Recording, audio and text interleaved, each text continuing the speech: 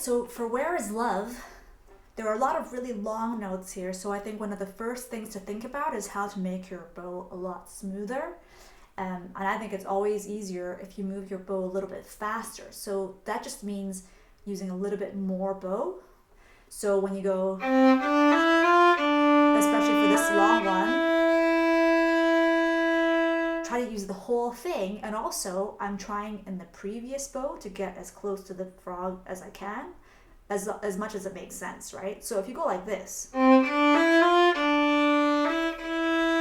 I've kind of shortchanged myself there because I had to go really slow so that I didn't run out of space, and that actually makes it harder to play. So just make sure that you kind of look ahead and give yourself a lot more bow space so that you don't run out. And then also just think about turning your bow a little bit away from yourself if you find that your bow kind of bounces sometimes, because if you have all the hair on the string, it actually creates more friction because there's more touching. So that will make it bounce a little bit more. So if you find that that's happening, turn your bow a little bit away from yourself so you're using kind of a corner, and that should help with the bouncing. You should also maybe check if your bow is bouncing a lot, if it's too tight or too loose. You can just experiment with tightening it a little bit, loosening it a little bit, and then that should help you as well. Just always make sure that your bow still has a actual bow in it and that it's not bowing the other way, because our bows should always be concave. There's also a few shifts in this one, so I would practice those shifts separately as usual. So I'm going from bar 5 to 6, just the end, from the G to the G basically, and I would just practice going back and forth. So I'm going G and then G. So I always use my thumb to shift up, and I've got a video I can put underneath in the description to kind of explain a little bit more. But I'm basically putting my thumb up to second position so that I slide my finger up, and then my entire hand is in second position. So however you like to shift, just make sure that you actually move your whole hand. Sometimes I see people kind of going like this, for example, right? I'm technically basically in tune, but if I play from here and I do the next few notes, I'm not going to be able to reach that B because my hand isn't in second, only my finger was.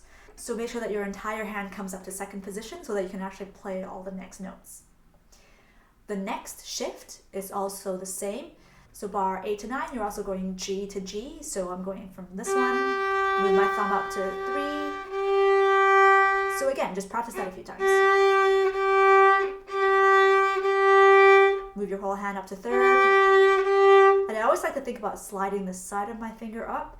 It's partly so that I can feel how far up I'm going. Now the shift from bar 23 to 24, kind of the same thing, but because we don't actually have any fingers down on the string, I don't use my thumb and I'm just gonna jump, but during the open string, that should give you the time you need to go up, right? So make sure to try to match this pitch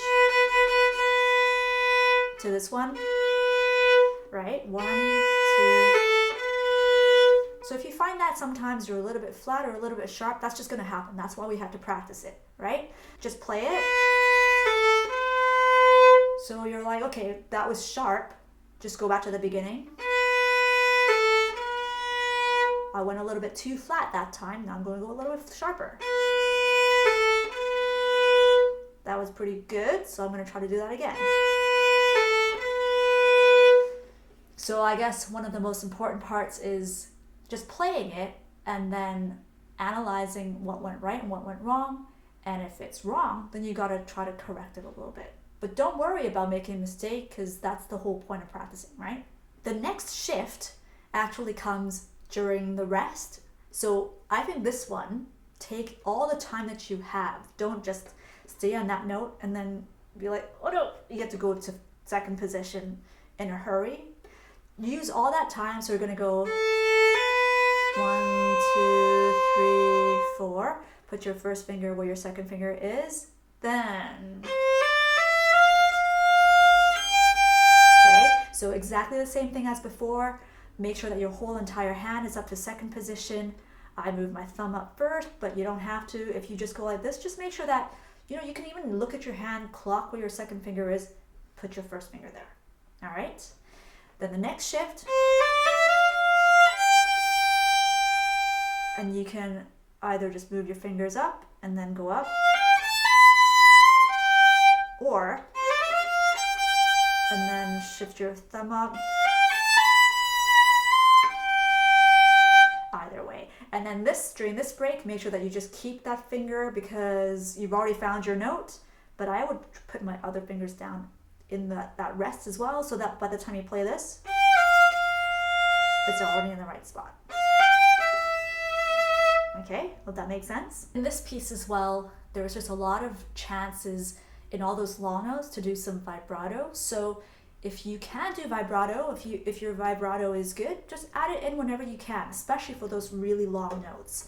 And I always like to think of vibrato as it doesn't have to start right at the very beginning of the note. You can add it. I always start the note first, and then I start to add it. And I don't know if you noticed, I also went from slow to fast, back to a little bit slower. And I'm also doing that with my volume, so I'm kind of going like this. And the reason for that is if you just have a flat note and the volume's the same and the vibrato is the same, or maybe there's no vibrato, it's really boring. You're just kind of going, it just sounds really flat. What we want to do is make a long note sound like it's moving forward. And a way to do that is either by vibrato,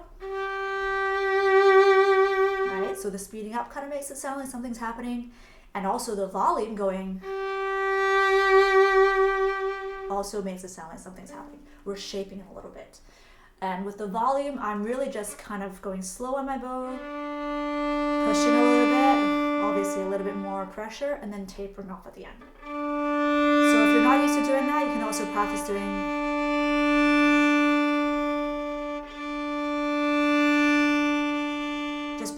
ones like that, and that will help you shape your phrases a little bit better.